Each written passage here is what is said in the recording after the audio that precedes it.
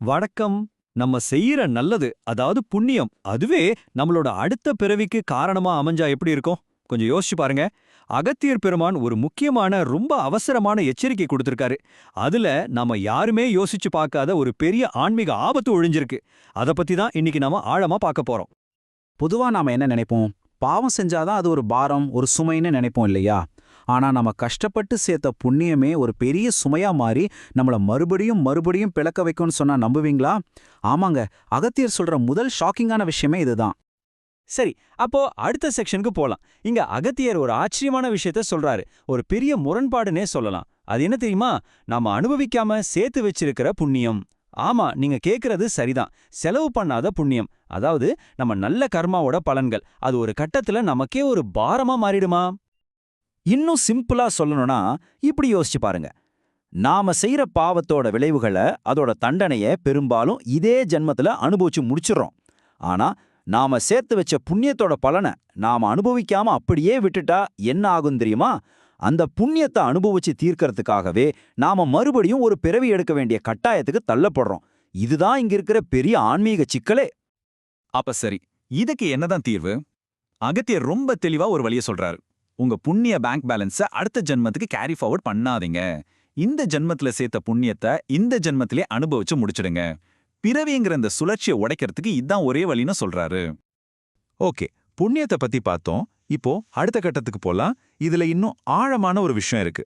இந்த மாதிரி தெய்வீக ஞானத்தை பத்தி பேசுறதுக்கே ஒரு காஸ்மிக் ரூல், அதாவது ஒரு பிரபஞ்ச விதி இருக்கான். ஆமா, யார்கிட்ட வேணாலும் எங்க வேணாலும் இந்த மாதிரி தெய்வீக உண்மைகளை பேசிட முடியாதான். இதுல என்ன ஒரு ஆச்சரியம்னா, சாக்ஷாத் பிரம்மதேவனே இதுக்குன்னு ஒரு கண்டிஷன் போட்டிருக்காராம். அது என்னன்னா, ஒரு சபையில ஆன்மீக சொற்பொழிவு இல்லனா ஒரு அருள்வாக்கு நடக்கணும்னா அங்க கூடியிருக்கிறவங்களோட புண்ணியம் ரொம்ப ரொம்ப முக்கியம். ஒருவேளை அந்த கூட்டத்துல இருக்கிற எல்லாரும் பாவிகளா இருந்தா, அதாவது ஒரு புண்ணியவான் கூட இல்லனா அந்த இடத்துல ஞானத்தை பகிர்ந்துக்கவே முடியாதாம். இது பிரம்மாவோட கட்டளை. திருவண்ணாமலையில அகத்தியர் பேசினதுக்கு இதுதான் முக்கியமான காரணம். அங்க கூடின கூட்டத்துல பிரம்மா சொன்ன அந்த கண்டிஷனை பூர்த்தி பண்ற அளவுக்கு கொஞ்சம் பேரு புண்ணிய ஆத்மாக்களா இருந்திருக்காங்க. அவங்க இருந்த ஒரே காரணத்தினால தான் அகத்தியரால அந்த ஞான உபதேசத்தையே கொடுக்க முடிஞ்சது. பாத்தீங்களா, எவ்வளவு பெரிய விஷயம் இது. சரி, அப்போ கேக்குறவங்களுக்கு புண்ணியம் இருக்கணும்னு சொல்றது புரியுது. ஆனா ஒரு கேள்வி வருது இல்லையா? அந்த சபை நடக்கிற இடத்துக்கு எந்த முக்கியத்துவமும் கிடையாதா? அந்த இடத்தோட புண்ணியம் ஒரு கணக்கே இல்லையா? வாங்க அதையும் பாத்திரலாம். நிச்சயமா இருக்குன்னு சொல்றாரு அகத்தியர். திருவண்ணாமலை மாதிரி சில புண்ணிய ஸ்தலங்கள் இருக்கு இல்லையா, அதெல்லாம் வெறும் இடங்கள் கிடையாதாம். அது நம்ம ஆன்மீக பயிற்சிகளுக்கு ஒரு பாதுகாப்பு கவசம் மாதிரி செயல்படுமாம். இப்ப நான் சொல்ல போற விஷயத்த கேட்டா கண்டிப்பா நீங்க ஷாக் ஆவீங்க. எந்த ஒரு புண்ணிய சக்தியும் இல்லாத ஒரு சாதாரண இடத்துல உட்காந்து நீங்க ஆன்மீகத்தை பத்தியோ தெய்வீக விஷயங்களை பத்தியும் பேசினா உங்களுக்கு புண்ணியம் சேராது. அதுக்கு பதிலா பாவம் வந்து சேருமா. என்ன ஒரு முரண்பாடு பாருங்க. ஆனா திருவண்ணாமலை மாதிரியான புனித இடங்கள் இதுக்கு அப்படியே ஆப்போசிட். அது ஒரு ஆன்மீக கவசம் மாதிரி நம்மள பாதுகாக்கும். அங்க நீங்க என்ன செஞ்சாலும் பாவம் உங்களை நெருங்கவே முடியாது. புண்ணியம் மட்டும்தான் உங்க கணக்குல ஏறும். சரி, இந்த புனித இடங்களோட பாதுகாப்பு ஏன் இவ்ளோ முக்கியம்னு சொல்றாரு? ஏன்னா இந்த பாதுகாப்பு வளையத்தை மீறி செயல்படுறவங்களுக்கு அகத்தியர் ஒரு ரொம்ப கடுமையான ஒரு அவசர எச்சரிக்கையே கொடுக்கறாரு.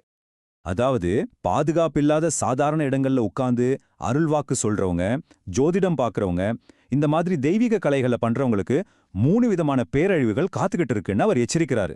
முதல் கட்டமா அவங்கள தீர்க்கவே முடியாத ஒரு கொடிய நோய் தாக்குமா. அடுத்ததா அவங்களோட மனநிலை பாதிக்கப்பட்டு பைத்தியம் பிடிக்கிற நிலைமைக்கு போயிடுவாங்க. கடைசியா வாழ்க்கையில மிகப்பெரிய இழப்புகளை சந்திச்சு இருக்கிற எல்லாத்தையும் இழந்து நடுத்தெருக்கு வந்துடுவாங்க. இப்படி எல்லாத்தையும் இழந்து கஷ்டப்படுற அந்த நேரத்துல அவங்க கடவுள்கிட்ட நின்னு ஒரே ஒரு கேள்விதான் கேட்பாங்களாம். கடவுளே, நான் நல்லதுதானே செஞ்சேன், நல்லதுதானே சொன்னேன், எனக்கே இந்த கதின்னு கதறுவாங்களாம். இவ்வளவு விஷயங்களையும் கேட்டதுக்கு அப்புறம் இதுல இருந்து நம்ம கத்துக்க வேண்டிய முக்கியமான பாடம் என்ன? அகத்தியர் சொல்ல வர்ற அந்த மூல கருத்து என்ன? அது இதுதான், ரொம்ப சிம்பிள். தெய்வீக விஷயங்களை புண்ணியம் நிறைஞ்ச புனிதமான இடங்கள்ல மட்டும்தான் பேசணும், அங்க மட்டும்தான் கேட்கணும். இந்த ரூலை நாம மீறினா நாமளே வழிய போய் பாவத்தையும் நோயும் வீட்டுக்கு கூப்பிடுறதுக்கு சமம். இதுதான் அகத்தியர் சொல்ற கடைசி பாடம். அதனால அடுத்த தடவை நீங்க ஆன்மீக பாதையில போகும்போது உங்களை நீங்களே ஒரு கேள்வி கேட்டுக்கோங்க. நான் சரியான வழியில போறேனா அப்படிங்கிறது மட்டும் முக்கியம் இல்ல, நான் சரியான இடத்துல இருந்து என் பயணத்தை தொடங்குறேனா அப்படிங்கிறது அதை விட முக்கியம். உங்க ஆன்மீக பாதுகாப்புக்கு நீங்க இருக்கிற இடம் எவ்வளவு முக்கியம்னு நினைக்கிறீங்க? கொஞ்சம் யோசிச்சு பாருங்க.